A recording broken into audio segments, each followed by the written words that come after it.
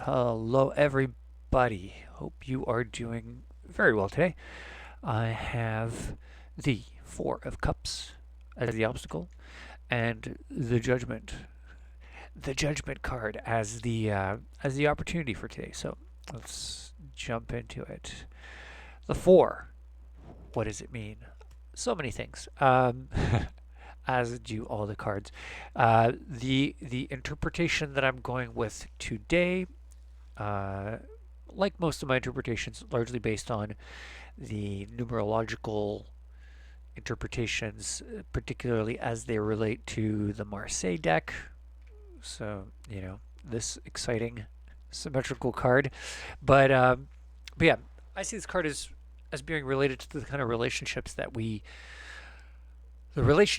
perceive taking place on a broad scale, the relationships of people, the people out there. The kind of view that we could have of not just our home life or family life or neighborhood, but we're talking like the people of my country, the politics, the faceless masses. And I think that one of the and also I think this relates to a perception of those political masses in a state of immobility, like in a state of balance, I think.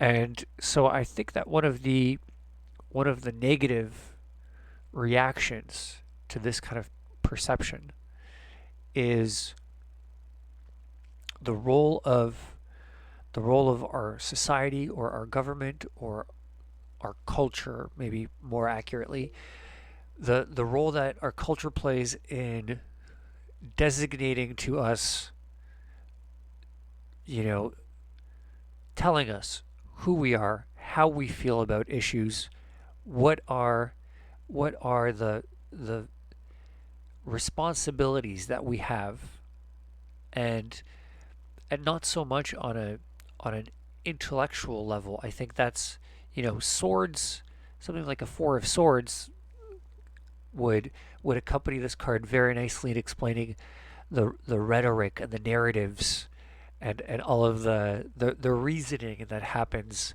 after the cultural values have been established. But I don't think those values really are born from reason. I think they're based on virtues, and when we're talking about feelings and passions, what are we tolerant of? What are we supposed to be tolerant of as people of country X?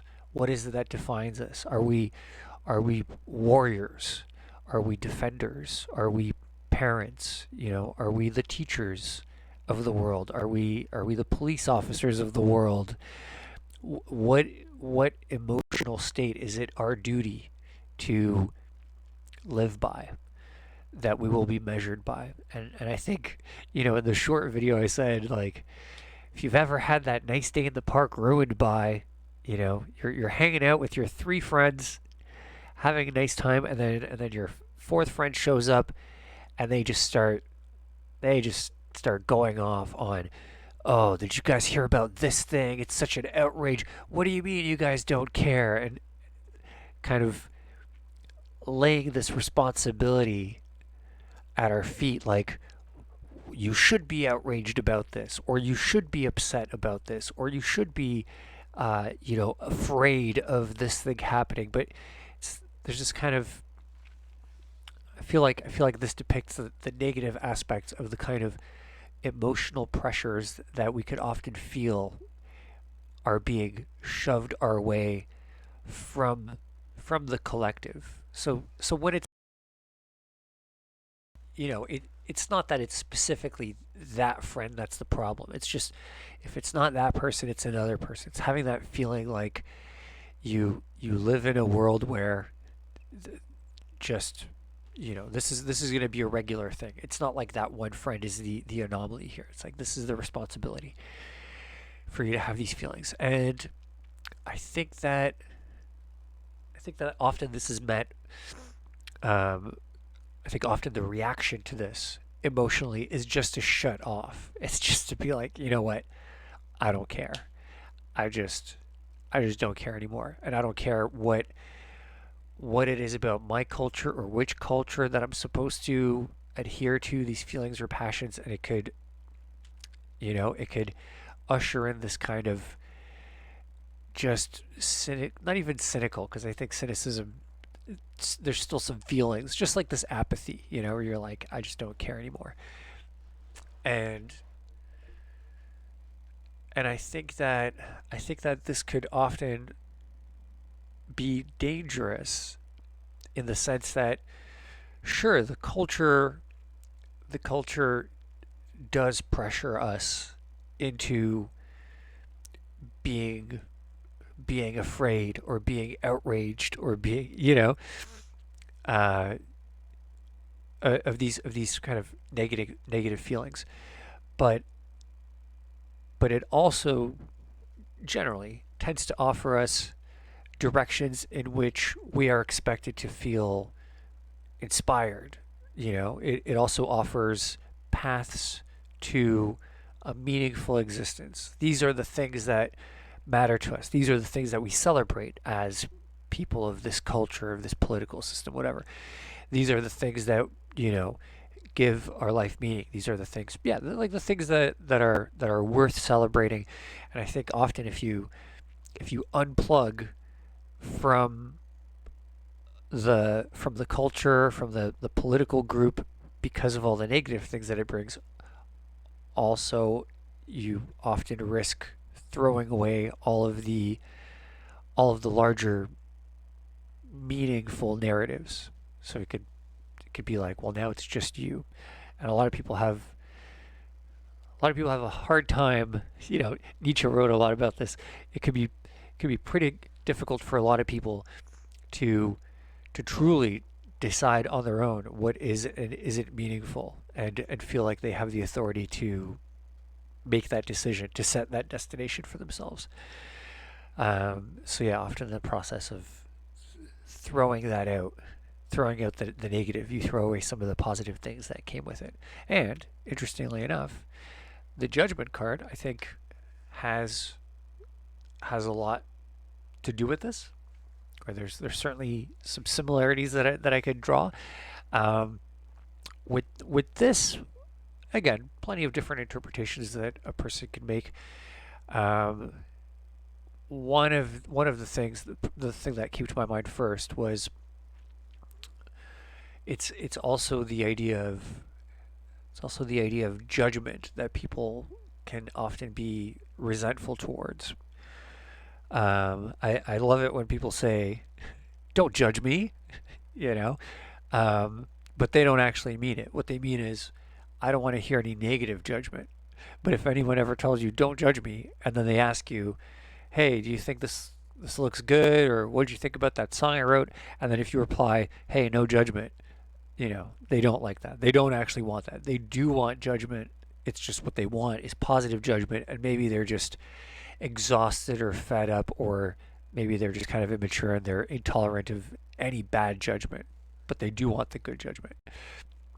And yeah, and I think the opportunity here potentially is recognizing and then maybe even committing yourself to some tougher standard, some higher standard, something that will judge you. A lot of people don't want to even acknowledge the possibility for anyone or anything, any idea, any virtue, anything. They want to disavow the very idea of authority even being able to exist. Maybe they say it's all relative, or there's no there's no true authority. And I think whether you believe in an authority or not, even whether you believe in an objective authority or not, I still think those are all subjective personal experiences. But I think there's a big difference, like whether an objective authority exists, let's say like in the form of something like a god, or you know hyper intelligent alien beings or something that exists on some energy. I don't know, whatever.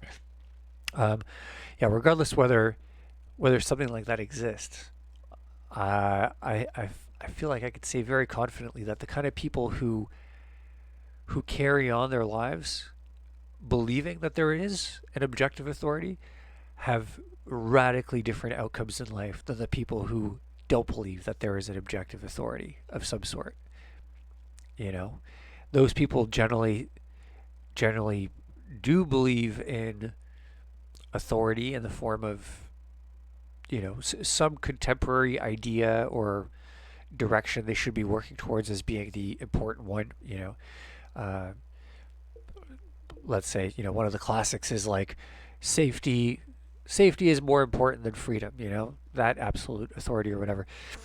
Um, but often without having the really sort of big, well fleshed out, well understood authority. As those pseudo authorities evolve and shift and change throughout time, there's a type of person that just keeps subscribing to different authority figures, until that one figure maybe insults them or makes them feel inferior, and then they're like, fuck these, this was never the real sort of path I was interested in life. Actually, and they kind of switch around. But yeah, that kind of inconsistency, I think, especially over the long term, can do some damage. Now, in the short term, looking up to some ideal, to some high standard, it can hurt because generally, when you compare yourself to some high ideal, you will always find yourself lacking. You can't live up to it, right? But if if you can overcome that feeling of inferiority and instead focus on how much how much power that ideal has to inspire you to move towards something better, as opposed to, like I said, rejecting this authority. If you don't believe that there's anything of high value or of the highest value, then how do you choose how to direct yourself in life? What are the things that you're aiming at? You know, I'm hungry, get some food. I'm bored, get some entertainment. If you're just impulsively or reflexively pursuing the shortest and most direct ideals, and the ones that don't challenge you at all, over the course of 10 years, where do you think you're going to end up compared to someone who's got their sights trained on something specific? Um, but yeah, so I think the opportunity here might be to recognize that trade-off, recognize the value of that trade-off. The tougher the standard, the more rewarding the accomplishment, and not just rewarding in terms of, oh, I got a good feeling because I accomplished that thing. I mean, there's certainly something to be said about individuals who manipulate others by playing hard to get. You know, often it works. It has the same effect. People are often tricked into believing that if if someone isn't immediately friendly and accepting of them, those high standards must be backed by something of really high value that is worth fighting for. Um, yeah. But then, as far as that's just kind of one of the things I thought of today. Also, I think there's another interpretation, sort of similar, but it's kind of, I think it has to do with how how much fulfillment, how much the fulfillment of uh, a cause or a goal, like if you have some calling, like the picture that we have on this card, it's some angelic figure. It's very similar depiction between both the Marseille and the Waite cards. Some angelic authority figure. Obviously, it's not God, him or herself or whatever, but an angel, I think, serves to represent something of higher power, and it's calling out to these individuals. Um, I think this kind of call could be interpreted as the, the setting of a direction and the signal to start start moving in that direction. And I think that this card, as well as the Wheel of Fortune and all the number 10 cards, I think they symbolize both like the good and bad aspects of being consumed by a task, of being encased in the completion or in the ongoing completion of an act or of an idea or of something. And I think I think this one probably more so than the others, I think symbolizes the almost ideal, with the world maybe being the only one beyond this, the kind of ideal. It's often modernly described as like a flow state when you're really into the work that you're doing. It feels great. It's almost like this unconscious activity. It's this ecstatic, highly enjoyable activity that you're really motivated, inspired to do, but you don't really feel like you have to think very hard about it, but you're completely consumed. If anything, it's the opposite of work in the sense that it would probably take effort for you to stop doing it. You know, um, I really, I really like thinking back on all the times when I was romantically infatuated with someone, and I would find myself maybe working on a gift for them, you know, or like cleaning up my apartment frantically and making things look because they were coming over and I wanted to make a good impression. And and yeah, I remember, all those times there was this feeling like it would actually take a huge amount of effort for me to stop behaving that way. If I wanted to stop, that would take incredible effort. But doing all this work, it's like it was just pouring out of me. It required it required no energy, no effort. Like I said, it would take incredible effort to resist doing that work because I was so inspired. I you feel the call. It's not like the kind of call where someone is beckoning and you're like, all right, I'm coming. It's like when it's like, without trying to be too poetic, it's not like the call to action is separate from you somehow. It's like you hear the call to action and the call to action is like it's inside of you. It takes over. Um, so yeah, so on the kind of negative flip side, it is this completely consuming experience where you, it's like you have no choice. You can't make decisions. You have no free will. But if you've ever had this kind of flow state, it's it could seriously make you second guess the idea that that the ideal thing we need to aim for is the state of total freedom and total autonomy. Um, it's the kind of feeling where when you find yourself in that flow state, it's the kind of thing that a lot of people get hooked on, and they're like, I want to experience that again. I want to find myself being completely surrendered to this whatever, this mood, this inspiration, this higher power, whatever it is. So yeah, I think this also uh, symbolizes that experience as something that is worth celebrating and rejoicing. Um, yeah, in the negative, I think it could certainly be an impulse that is abused sometimes by bad actors.